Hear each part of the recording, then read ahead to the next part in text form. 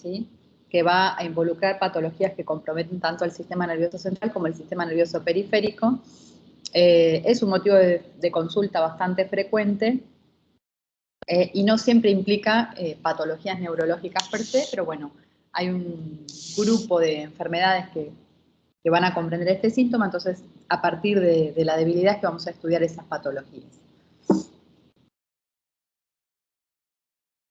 Lo primero es entender qué es la debilidad, que es la disminución objetiva de la fuerza muscular o de un grupo de músculos, ¿sí?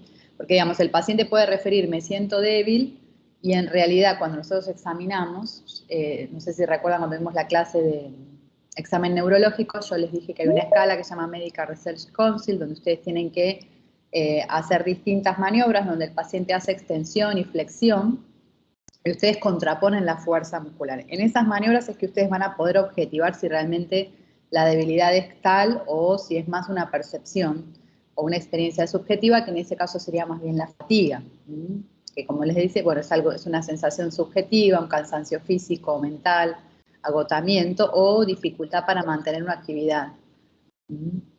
Pero cuando ustedes examinan al paciente, no hay pérdida de la fuerza muscular. En cuanto al interrogatorio, es importante ver si esa debilidad se instaló en forma aguda o en forma crónica, ¿sí? Las formas ictales o agudas van a, por ejemplo, si es un hemicuerpo, van a orientar más hacia una enfermedad cerebrovascular. En cambio, las formas más progresivas o crónicas, por ahí les van a orientar más hacia patologías que pueden ser de origen genético o hereditario, como puede ser una distrofia muscular, o una exposición a un tóxico en forma crónica también podría generar una neuropatía,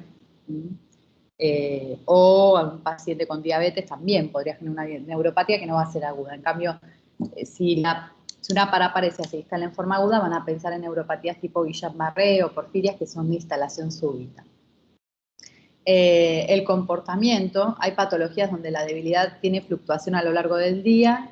Es el caso de la miastenia gravis, que es una enfermedad de la unión neuromuscular, que se caracteriza por tener ptosis palpebral cuando da compromiso ocular y también da compromiso en el resto de los músculos en forma generalizada.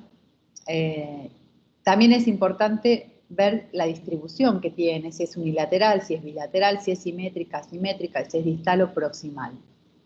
Como les decía, cuando es unilateral, generalmente nos orienta más hacia una enfermedad de la motoneurona superior. Cuando es bilateral, ya compromiso del músculo, del nervio o de la unión neuromuscular.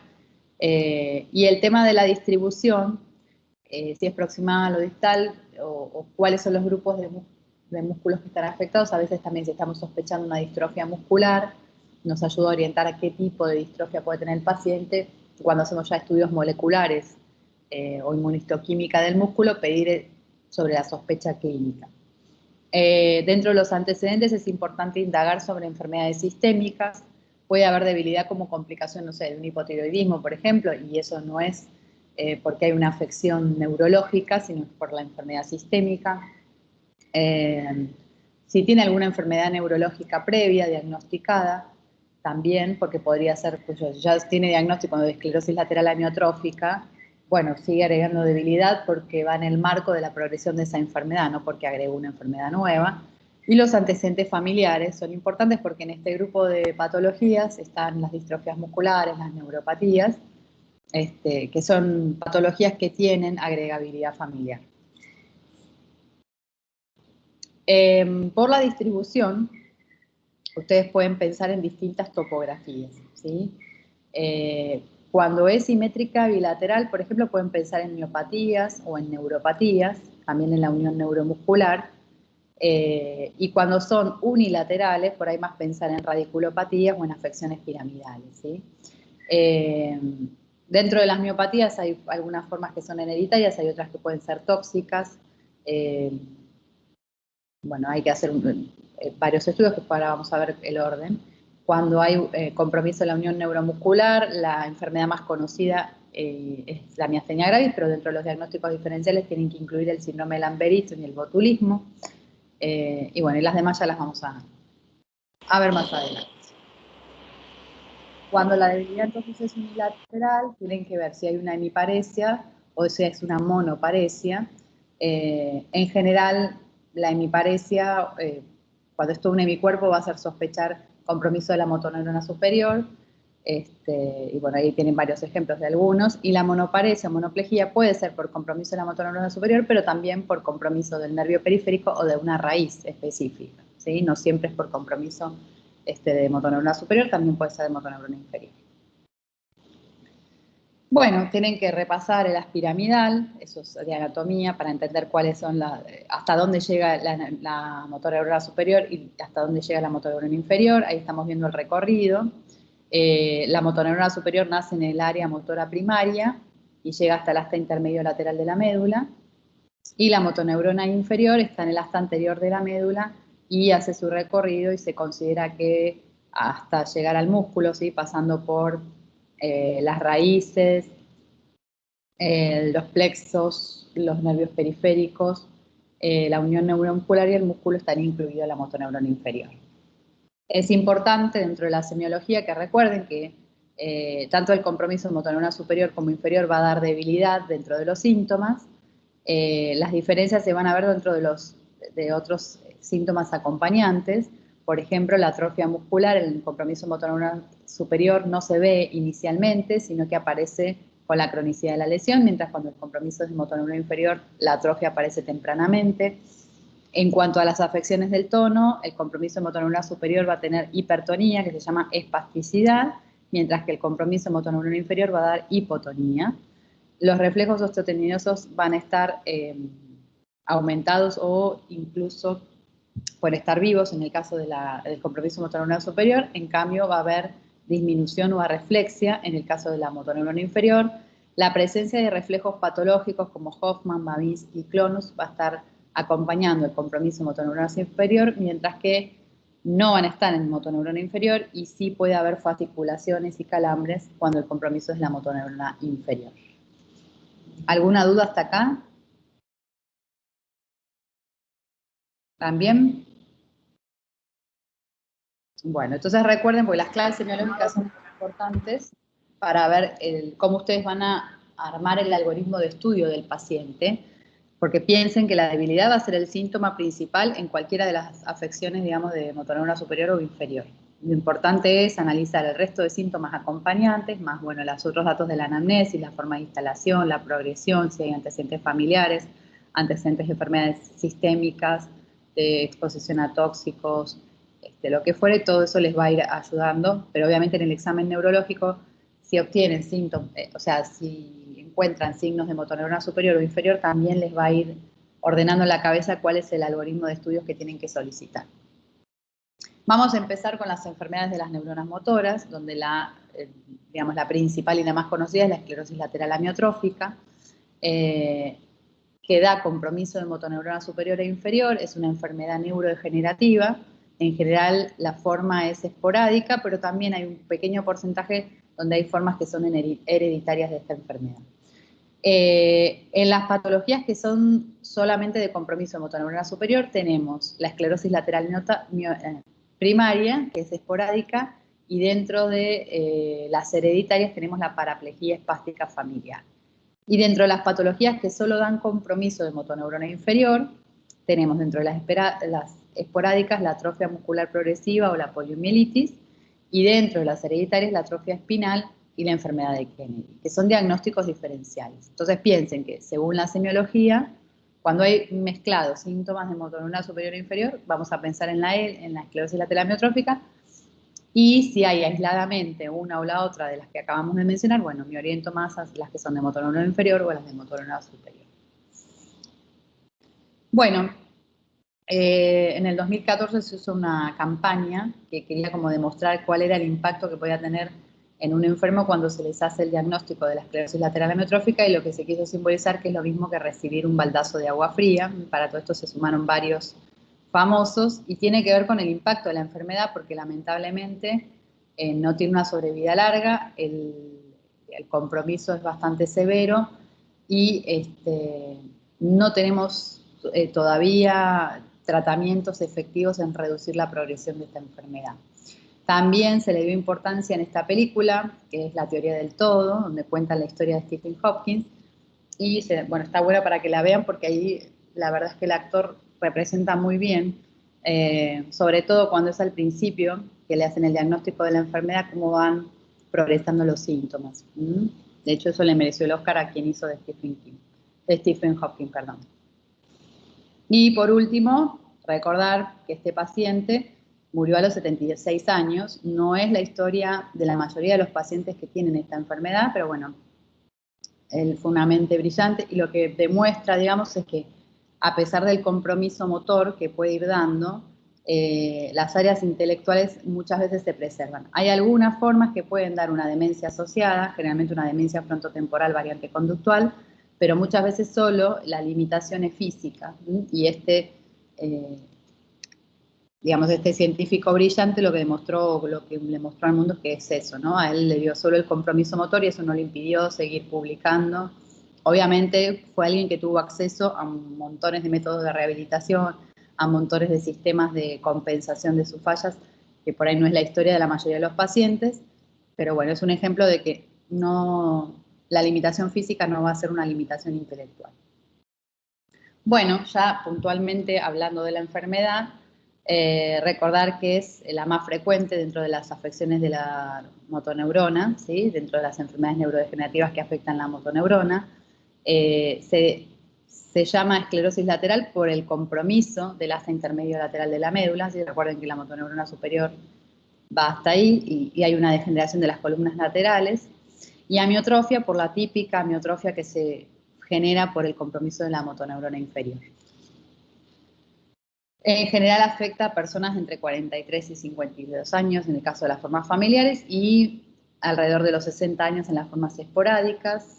Tiene una incidencia de 1 a 2 casos por cada 100.000 habitantes, una prevalencia de 5 por cada 100.000 habitantes y un leve predominio del sexo masculino en las formas de inicio temprano. Ya sobre las formas de inicio tardío se equipara, es tan frecuente en hombres como en mujeres. Por lo general no viven más de 20 a 48 meses desde el inicio de los síntomas, que no necesariamente desde el diagnóstico. Lamentablemente a veces estos pacientes empiezan por ahí consultando con un ortopedista o cuando los síntomas iniciales son vulvares, capaz que el primer médico que los ve es un otorrino y se demora en el diagnóstico porque piensan en otras enfermedades. Entonces tengan en cuenta eso, es desde el inicio de los síntomas, con lo cual muchas veces si el diagnóstico es tardío, fallecen enseguida de que se hizo el diagnóstico. Solo un 10% en general, va a depender también mucho de la forma clínica, pueden vivir más de 10 años, fue el caso de Stephen Hawking, pero como se dan cuenta, un 10% no es la generalidad, o sea que la mayoría fallecen tempranamente. Hay muchas teorías acerca de qué es lo que ocurre o por qué se produce esa neurodegeneración. En el caso de las formas esporádicas, se cree que es multifactorial, que hay algunos condicionamientos genéticos y ambientales, y sí se sabe que hay factores de riesgo como el tabaquismo, la ingesta de plomo, la exposición a agroquímicos, dietas ricas en glutamato y el entrenamiento físico competitivo que podrían ser factores de riesgo. Con respecto a las formas familiares, hay un 10% que son autosómicas, o sea, constituyen un 10% y en general son autosómicas dominantes. Hay uno de los genes que es el más popular, que es el de la superóxido dismutasa, que digamos que al estar mutado lo que se hace es acumular toxicidad perineuronal y eso favorece la degeneración de las motoneuronas. También hay otro gen que es bastante popular, que es el C9orf76, que se descubrió más tardíamente, y bueno, también básicamente son genes que favorecen microambientes perineuronales en la médula, donde determinan y favorecen la neurodegeneración. Bueno, dentro de las formas fenotípicas o semiológicas, la clásica o la enfermedad de Charcot es la enfermedad de Charcot porque fue el primer neurólogo que la describió. En general los síntomas comienzan en la porción distal de los miembros superiores y en la porción proximal de los miembros inferiores, es donde se ve la típica amiotrofia que yo les decía, que ahí tienen el dibujito. Hay un leve predominio masculino, en general aparece más allá de los 60 años. Pocas veces se asocia a demencia frontotemporal, el tiempo de supervivencia es alrededor de 3 años desde el comienzo de los síntomas y un 13% sobrevive más allá de los 10 años. Piensen que estos pacientes en general se mueren de insuficiencia respiratoria. Esa degeneración de la motoneurona superior cuando hay compromiso vulvar, obviamente empieza a afectar también, o ya cuando hay compromiso cervical, a los músculos respiratorios. Y al perder esa autonomía, bueno, el paciente empieza primero a hacer apneas, que inicialmente se puede llegar a instrumentar o digamos, a paliar un poquito utilizando BNI. En general se empieza en forma nocturna, después ya más durante el día, y hay que ir preparándolos. Algunos eligen hacerse traqueostomía y quedar como ventilados crónicos, pero la verdad, como la enfermedad va a continuar progresando, a veces es prolongar la agonía, ¿sí?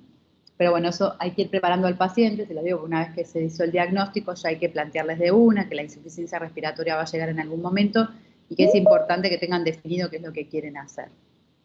Porque si no, lo que suele pasar es que cuando ya lo hacen en forma aguda, llegan a la urgencia, el médico que lo recibe no tiene idea del diagnóstico, lo encuentran así, lo ventilan, y ya después es obviamente un paciente que no va a salir, no se va a poder extubar porque se vuelve dependiente totalmente del respirante.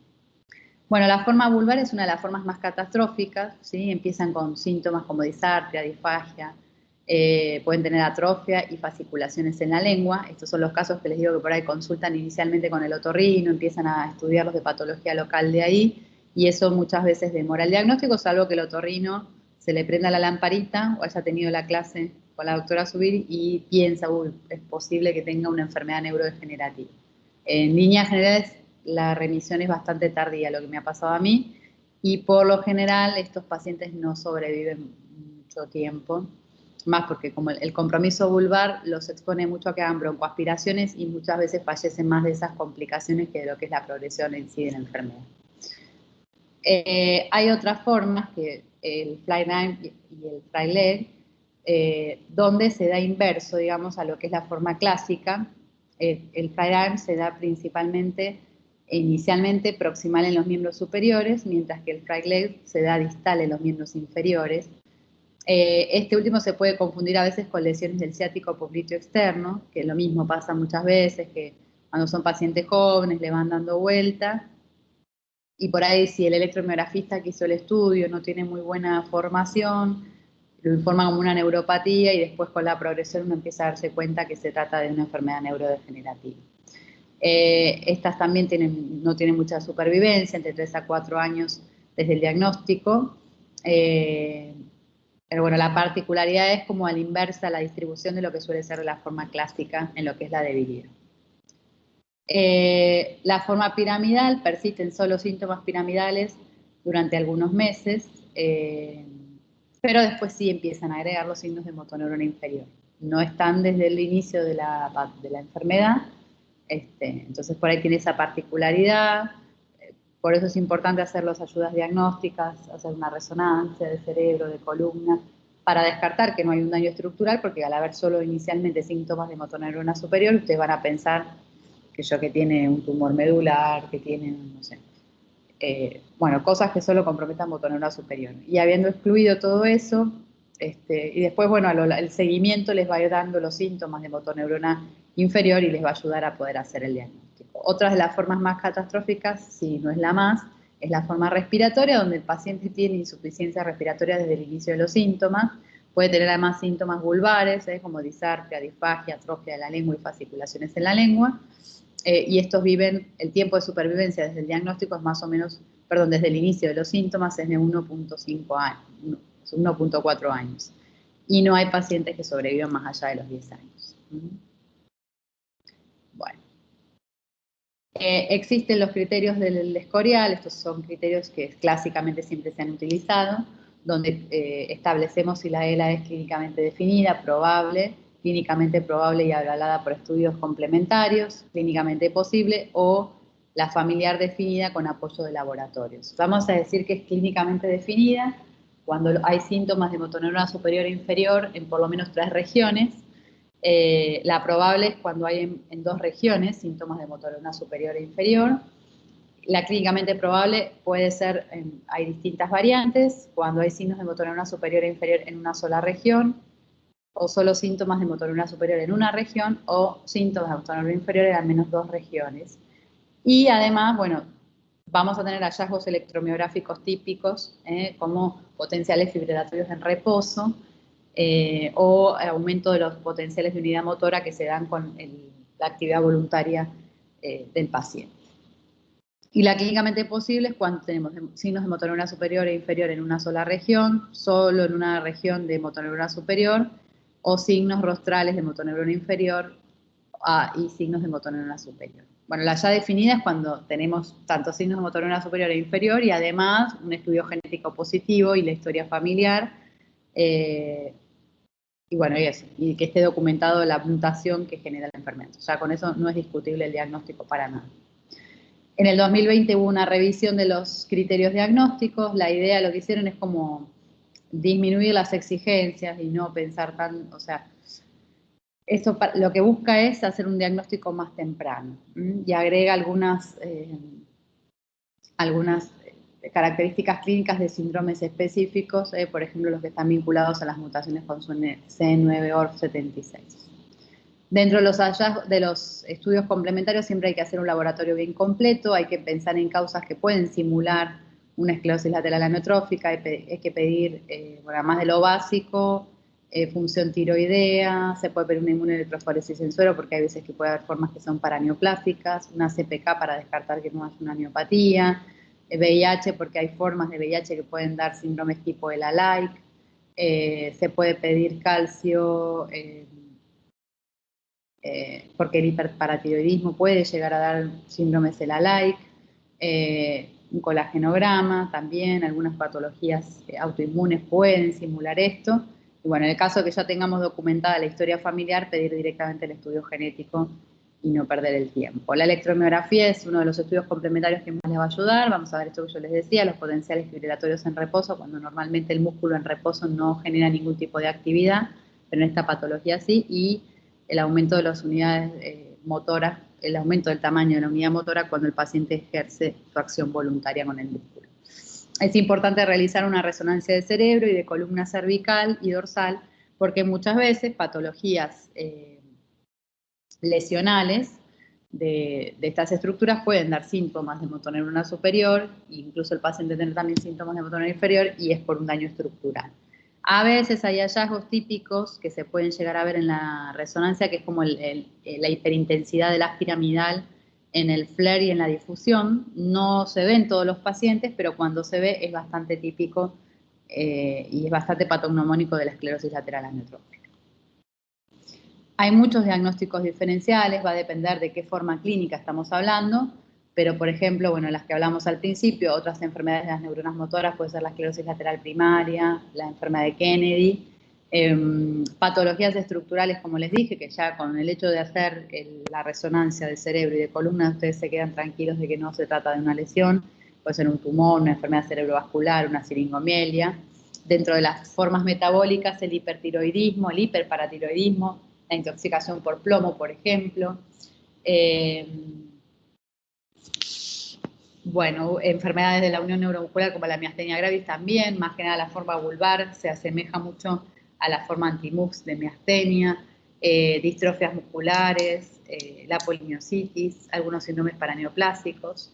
Dentro de las infecciosas, como les dije, el HIV, también el HTLV, que da una paraplegia espástica tropical, que acá en Colombia es bastante frecuente, entonces hay que tenerla en cuenta. La neurosífilis también sería otro diagnóstico diferencial.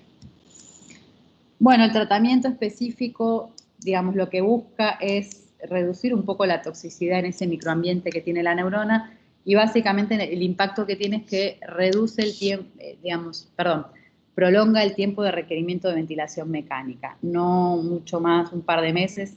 Veamos que no tiene un gran impacto todavía, no se han creado medicamentos que tengan un gran impacto sobre reducir la progresión de la enfermedad. El más antiguo es el riluzole, se da 50 miligramos cada 12 horas, y hace un par de años se ideó el edarabone de 30 miligramos, se aplica en forma endovenosa durante 60 minutos, una vez al día, y se hacen distintos ciclos. Es más molesto, digamos, y en general este se debe indicar en formas más tempranas de la enfermedad, ya cuando la enfermedad está muy avanzada no tiene ninguna utilidad de utilizar. De todas maneras, las dos tienen un efecto modesto, así que bueno, no se le pone gran expectativa al tratamiento específico, por lo menos por ahora. Y después sí va a haber un manejo de los síntomas, lo que yo les decía, utilizar CPAP o BiPAP en las noches cuando ya empiezan los síntomas respiratorios, cuando el paciente empieza a tener apneas, y eso se documenta con una polisomnografía. Para el manejo de la espasticidad se pueden usar benzodiazepinas o baclofeno, para la disfagia, terapias fonoaudiológicas y el uso de gastrostomía. Para los síntomas pseudovulvares y la depresión, usar antidepresivos tricíclicos o inhibidores de recaptación de serotonina. Los síntomas pseudovulvares son episodios que aparecen de risa o de llanto inmotivado y tiene que ver con la degeneración de la piramidal. Entonces muchas veces eso es bastante invalidante porque el paciente está lo más tranquilo y de golpe tiene como ataques de llanto o de risa que no tienen una causa específica y bueno, a veces son bastante invalidantes. Y siempre hacer terapias físicas, ocupacionales y psicológicas. Y recuerden que siempre hay que preparar al paciente a que en algún momento va a llegar la insuficiencia respiratoria y tiene que haber definido qué es lo que quiere hacer en ese momento para que no les agarre de sorpresa y después por ahí quedan ventilados crónicos y el paciente no tenía el deseo de estar en esa situación. Entonces, siempre desde el inicio del diagnóstico o bueno, en los primeros controles hay que establecer qué quiere hacer el paciente en esa situación. ¿Alguna duda con las enfermedades de la neurona motora? ¿Van bien? Sí. Okay. Bueno, seguimos el recorrido en la motoneurona inferior y nos vamos hacia las enfermedades de la unión neuromuscular. La unión neuromuscular es donde contacta el nervio periférico, que es lo que vemos primero, y el músculo, y en el centro está la brecha sináptica, que es donde se libera la acetilcolina, que es el principal neurotransmisor vinculado a la acción del músculo. La miastenia gravis, que es la vedette o la enfermedad más representativa de la unión neuromuscular, es una enfermedad autoinmune, que lo que ocurre es que hay autoanticuerpos dirigidos contra el receptor de acetilcolina en la porción postsináptica o también contra cofactores que están relacionados con el adecuado funcionamiento de este receptor y al bloquearse eso ocurre la debilidad en los músculos voluntarios, que puede ser vulvar, en el tronco, en los miembros, en los músculos oculares, y tiene la particularidad que es fatigable y que se agrava por el ejercicio. También es fluctuante a lo largo del día. Recuerden, el paciente a la mañana se encuentra con mayor fuerza y a lo largo del día va perdiendo la fuerza muscular. Tiene la particularidad que es más prevalente en el sexo femenino entre los 30 y los 40 años y después de los 60 años es más prevalente en los hombres.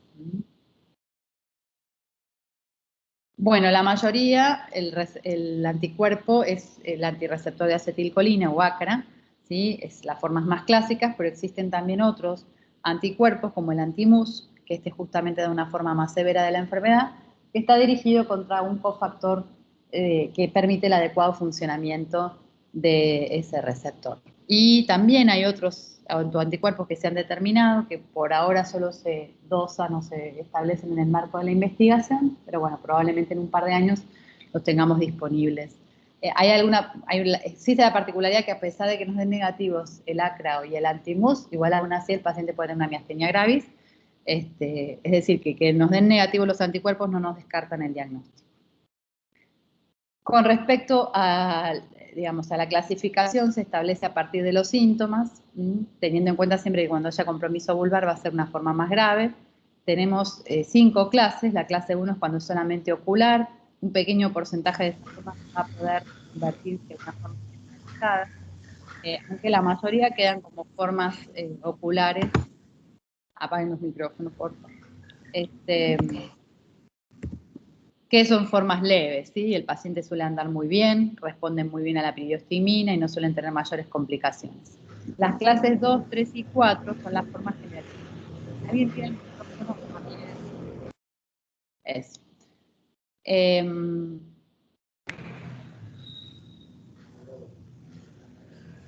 Brian Acevedo, eso. Apaguen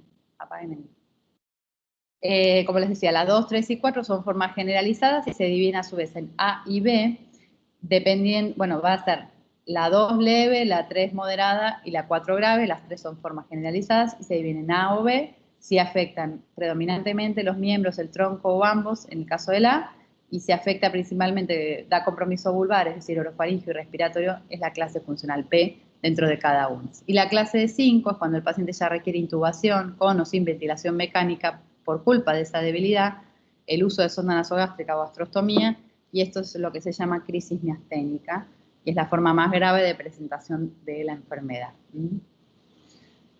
Dentro de los diagnósticos diferenciales también va a depender de cuál es la forma clínica. Por ejemplo, para las formas que son aisladamente oculares, se puede pensar en una tosis senil, en una distrofia oculofaringea, en las formas vulvares, o pensar en una esclerosis lateral amiotrófica, en patología tiroidea, también en la distrofia oculofaringea. Y ya las generalizadas, sí se amplía un poco más, pensar en otro tipo de distrofias musculares, homeopatías tóxicas o inflamatorias, o pensar en botulismo o el síndrome de Lamberton, entre otros. Dentro de los estudios complementarios, acá también el electromiograma es uno de los más importantes. Se hace una técnica que se llama estimulación repetitiva, donde le van a dar varios estímulos consecutivos, y lo que se ve es que hay una respuesta decremental de más del 10%, y eso ya es diagnóstico de miastenia.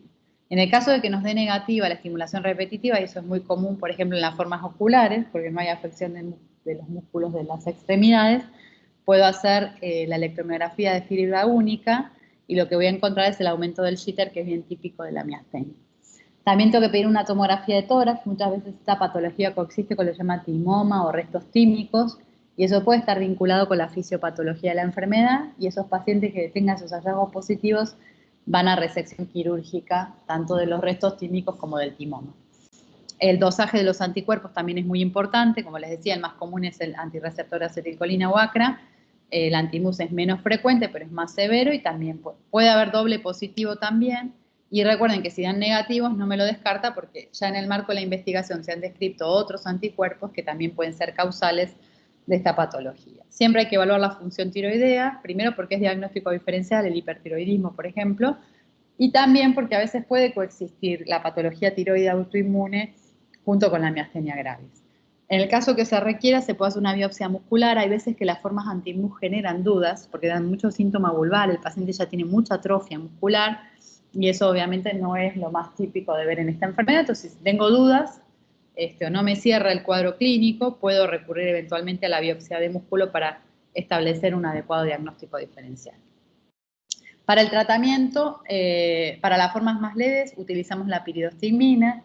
¿Sí? Lo que hace básicamente es aumentar la cantidad de acetilcolina en la brecha sináptica, entonces favorece que empiece a funcionar el receptor, o que haya una upregulation de receptores que no van a estar bloqueados y que permiten la adecuada sinapsis en la unión neuromuscular. Ya cuando las formas empiezan a ser más moderadas, tengo que pensar en la inmunosupresión o inmunomodulación, y ahí puedo agregar prednisona y acetoprina, por ejemplo, en primera instancia. En las formas que no mejoran con este primer grupo de medicamentos, puedo ya pensar en otros inmunosupresores como el nicofenolato, la ciclosporina. En el caso de miastenias refractarias, o en el caso que ya el paciente tenga una crisis miasténica, voy a utilizar plasmaféresis o inmunoglobulina. Y en formas graves de miastenias, digamos, refractarias, voy a utilizar el rituximab y el eculizumab, que son anticuerpos monoclonales, y que permiten una inmunosupresión un poco más efectiva. Recuerden, la timectomía va a estar indicada en pacientes que tienen restos tímicos o timoma, y mejora mucho la clase funcional de esos pacientes. ¿Alguna duda con la miastenia?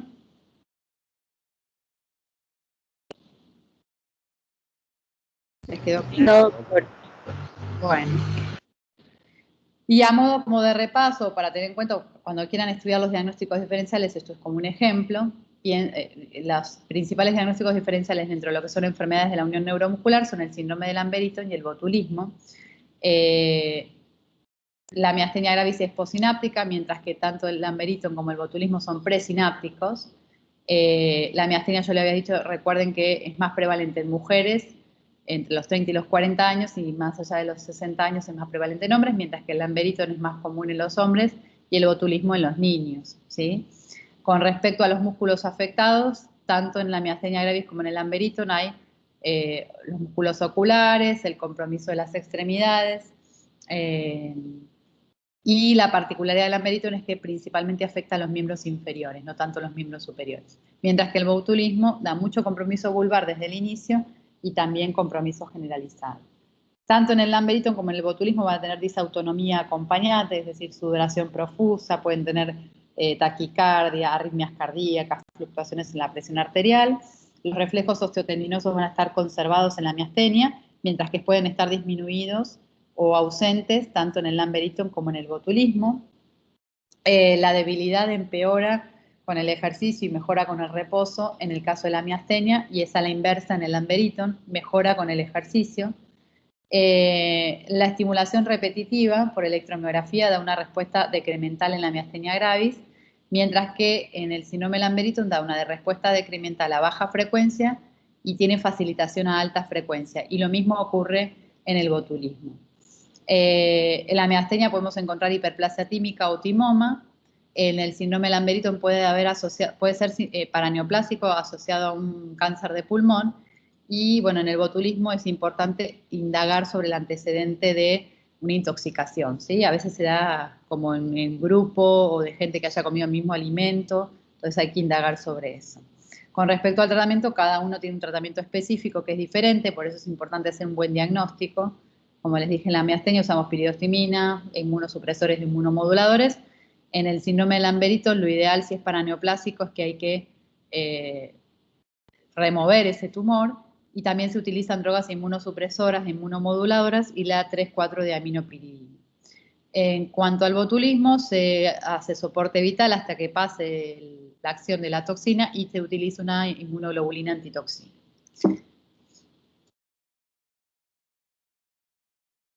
Bueno, entonces ya hablamos de la enfermedad de la motoneurona, hablamos de la unión neuromuscular y ahora nos vamos a las enfermedades del nervio periférico.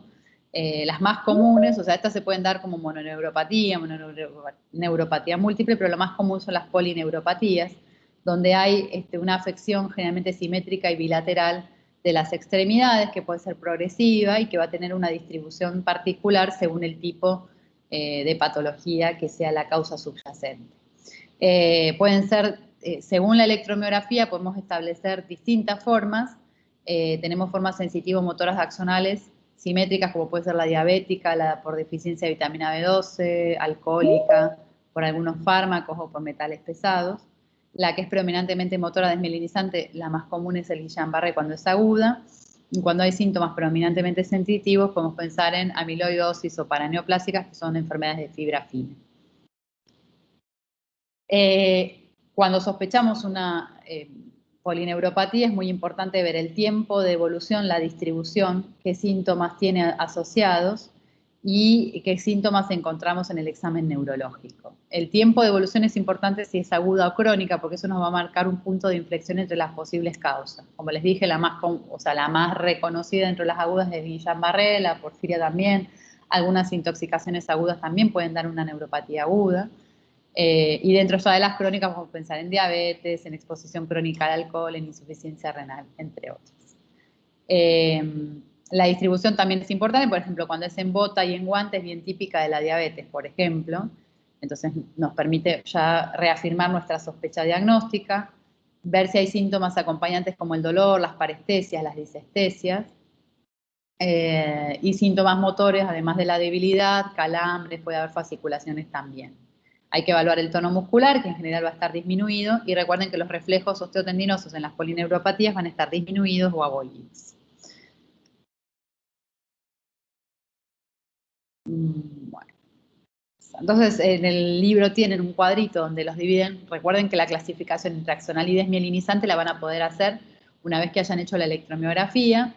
Entonces, acá lo distribuyen de esta manera y pueden pensar además en la evolución, si fue aguda, subaguda o crónica. Entonces, dentro de las axonales, las agudas, por ejemplo, pueden pensar en la porfiria o en el Guillain-Barré. Y dentro de las crónicas, por ejemplo, la diabetes, la gamapatía monoclonal, entre otras. Y después, dependiendo si hay una mononeuropatía, también ver si es compresiva o no compresiva, si es una mononeuropatía múltiple, pensar si es desmielinizante o axonal, para ver las distintas causas. O sea, siempre es importante ver el patrón, porque eso les va a permitir pensar en los posibles diagnósticos diferenciales, y obviamente según el interrogatorio ustedes van a encontrar si hay antecedentes familiares, si hay exposición a tóxicos, a fármacos, si hay antecedentes de patologías sistémicas que pueden llegar a contribuir a que tenga una neuropatía, y después ya finalmente ustedes tratar de establecer la causalidad. Siempre el tratamiento va a estar dirigido, para que no haya más daño neurológico, a que se remueva la causa subyacente. Entonces, en los estudios complementarios, la electromiografía es fundamental porque es la que les va a permitir evaluar si solamente hay daño sensitivo motor, porque por ahí solamente tiene síntomas sensitivos, pero cuando ustedes le hacen la evaluación en los músculos, o sea, en el músculo para ver si hay compromiso motor, encuentran que hay reducción de las velocidades de conducción y además para establecer si es axonal o desmielinizante. Siempre va a tener mejor pronóstico las formas desmielinizantes. Hay que hacer un laboratorio bien completo con función renal, función hepática, TSH, vitamina B12, ácido fólico, BDRL, VIH, y agregar las sospechas que yo pueda llegar a tener. Si sospecho de exposición a tóxicos o el paciente me refiere que tuvo exposición a algún tóxico, también hacer dosaje de esos tóxicos, ya sea en sangre o en orina. Y el tratamiento, como les decía, va a estar dirigido a remover la causa subyacente. Si es por insuficiencia renal, hay que optimizar la función renal. Si es por diabetes, hay que corregir las hiperglucemias. Si es por exposición a un tóxico, hay que hacer el tratamiento específico para eso y reducir la exposición del paciente. Y después va a haber un tratamiento sintomático que va a estar dirigido a calmar el dolor o las parestesias y las disestesias, y podemos utilizar amitriptilina, gabapentina, pregabalina, duloxetina, entre otros. Dentro de las neuropatías agudas, la más reconocida tiene que ser el Guillain-Barré, es una polineuroradiculopatía desmielinizante aguda por lo general, puede ser axonal, desmielinizante o mixta. Recuerden que las formas desmielinizantes son las más leves y las axonales son las más complicadas. Hay distintas formas también, la más común es la desmielinizante, pero también hay formas axonales que son más severas. Y dentro de la variabilidad clínica está el síndrome de Miller-Fisher, que se caracteriza por oftalmoplejía, ataxia y arreflexia, que es, digamos, de más difícil reconocimiento si no conocen esa variabilidad. En general, lo que ocurre es que hay un pródromo de una infección donde la cápside de la pared bacteriana la pared bacteriana o la cápside viral pueden tener analogía estructural con algunos gangliósidos del nervio periférico. Entonces, inicialmente se resuelve la infección, pero después el sistema inmunológico empieza a reconocer esos gangliósidos que tienen similitud estructural con los agentes patógenos que causaron la infección previamente y empiezan a generar una respuesta autoinmune dirigida contra la mielina o los nodos de Ranvier y el axón, y eso empieza a enlentecer la velocidad de conducción y finalmente a dañar el nervio periférico. Y ahí es donde aparece la debilidad como principal síntoma, y después vamos a encontrar la disminución del tono cuando examinamos al paciente y la reducción de los reflejos osteotendinosos. El diagnóstico es clínico, ¿sí? No tengo que esperar a tener el electromiograma, sino que si yo sospeché y tengo ese pródromo viral y encuentro un paciente que tiene una paraparesia, una paraplejía, una cuadriparesia o cuadriplejía progresiva, que por lo general ha sido ascendente a lo largo de los días, y tiene arreflexia o hiporreflexia, no debo dudar de ese diagnóstico, ¿sí? Dentro de los estudios complementarios, la electromiografía principalmente, bueno, ayuda a confirmar el diagnóstico, pero además es pronóstico porque nos va a establecer si es axonal o si es desmielinizante y si es solo el compromiso sensitivo o motor. Hay que hacer una punción lumbar que nos permite descartar otras enfermedades. Si la celularidad aumentada, por ejemplo, más de 10 células por campo, puedo pensar en una enfermedad tipo linfoma o un VIH, un debut en VIH. Y además, por lo general, después de pasados 10 días, puede haber disociación albuminocitológica, es decir, que va a haber celularidad normal y proteínas elevadas, lo que demuestra que hay una síntesis intratecal de autoanticuerpos. En algunos lugares también se pueden dosar los anticuerpos antigangliósidos, que es una forma de confirmar que ese anticuerpo está dando vuelta.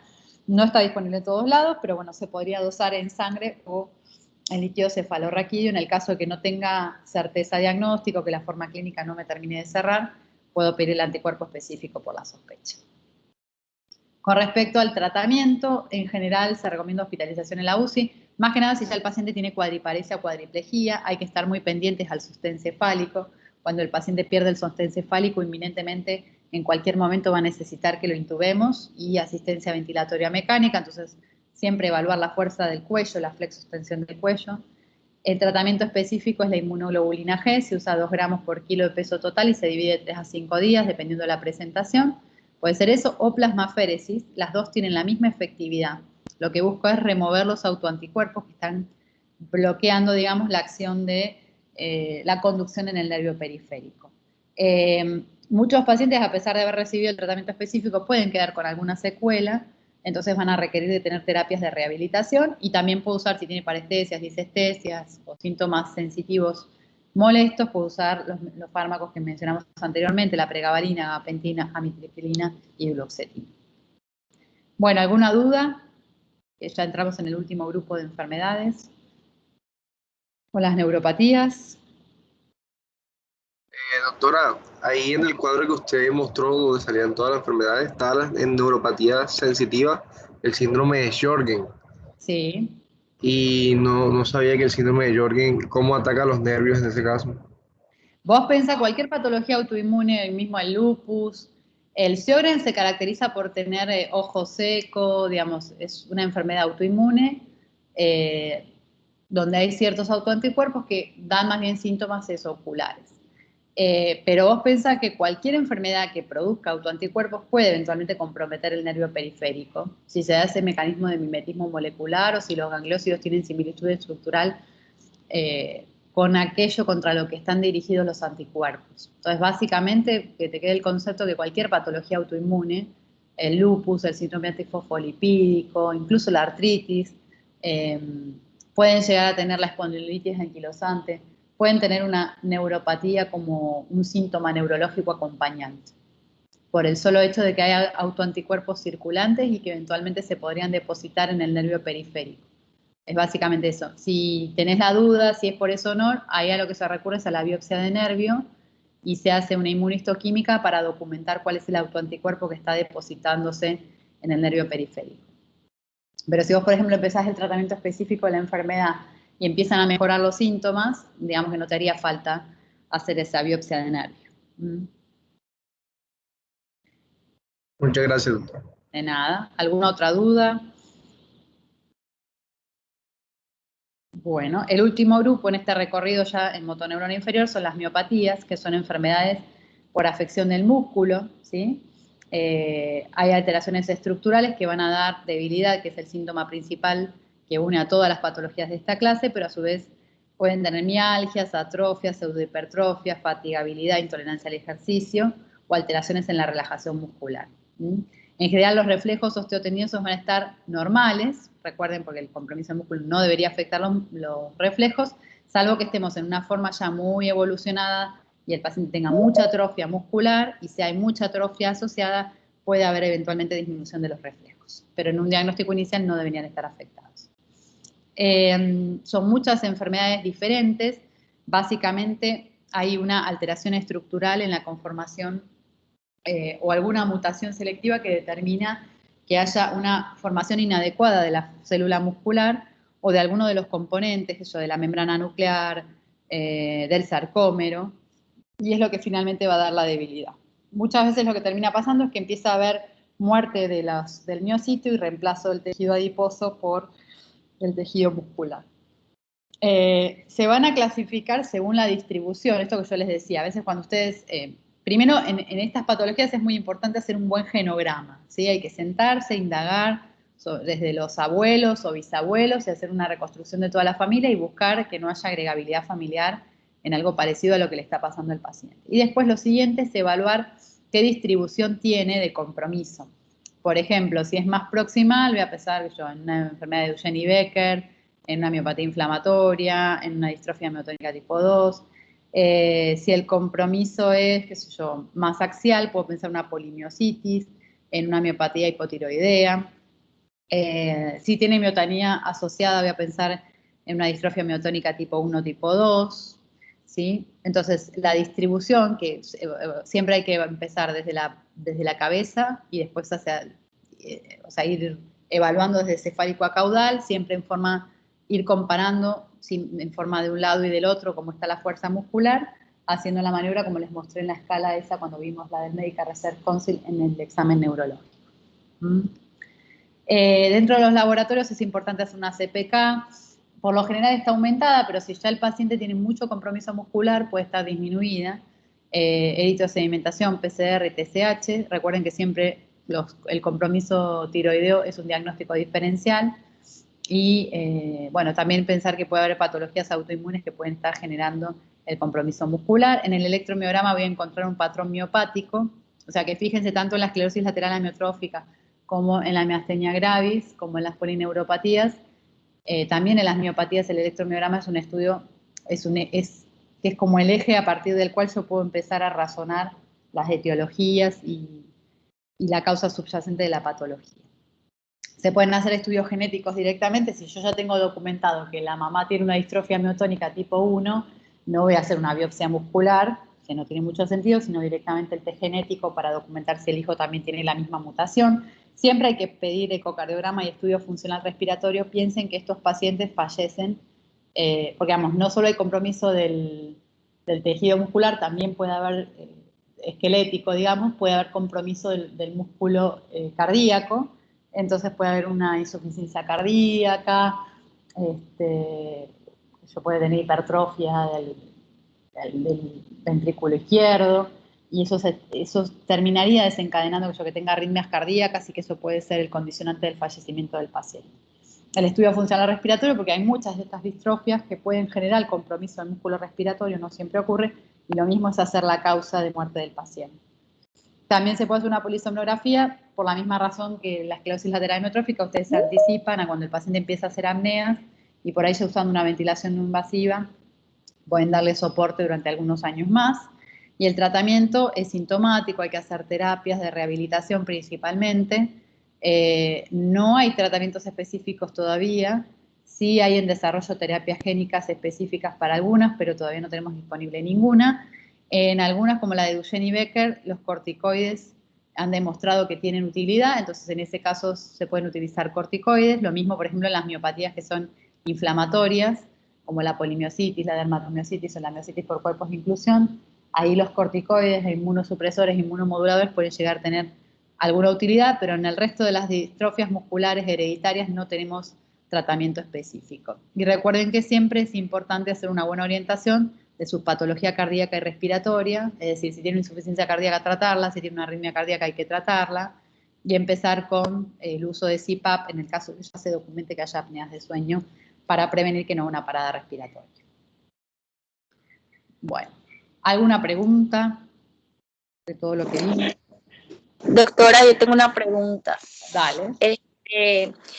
Por ejemplo, si el cuadro clínico se inclina más a que el paciente de pronto no presente debilidad como tal muscular, pero sí mucho dolor, sobre todo en las extremidades inferiores, y sobre todo cuando está en periodos prolongados en una posición, de pronto eso se inclinaría más con algo muscular o neuromuscular, o de pronto de circulatorio, no sé, porque es mucho, o sea, el paciente presenta mucho dolor, pero no debilidad, sobre todo cuando está en posiciones por mucho tiempo, haciendo presión sobre las extremidades, por ejemplo.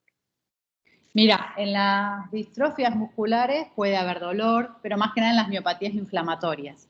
En las miopatías inflamatorias suele haber bastante dolor muscular, ¿sí? Ahí te podría orientar sobre eso. En la miastenia o en la esclerosis lateral es menos común, es poco probable que lo haya, pero sí en las miopatías inflamatorias es bastante común el dolor a la palpación muscular. Lo mismo en el hipertiroidismo, puede haber dolor a la palpación muscular, que te puedo orientar sobre esa causa. Ah, ya, ok. Bueno. Ahí le pedirías una CPK, una TSH, le harías la electromiografía. O, por ejemplo, las distrofias miotónicas también pueden generar dolor muscular porque tienen alteración en la relajación muscular. Vos le haces poner determinada postura y el paciente se le contrae el músculo y tiene una imposibilidad para relajarse. Entonces, en ese caso también. Ah, ok, bueno, gracias. De nada. ¿Alguna otra pregunta? Bueno, hoy terminan conmigo las clases teóricas, ¿sí? Después, bueno, empezaremos las rotaciones. ¿Ustedes ya saben qué grupos van a empezar conmigo o todavía no tienen esa información? Ya sabemos, doctor. ¿Y qué grupos son los míos? Así ya después veo de ir. ¿El primero o cuál? Sí, el primero, ¿quién es? Los primeros.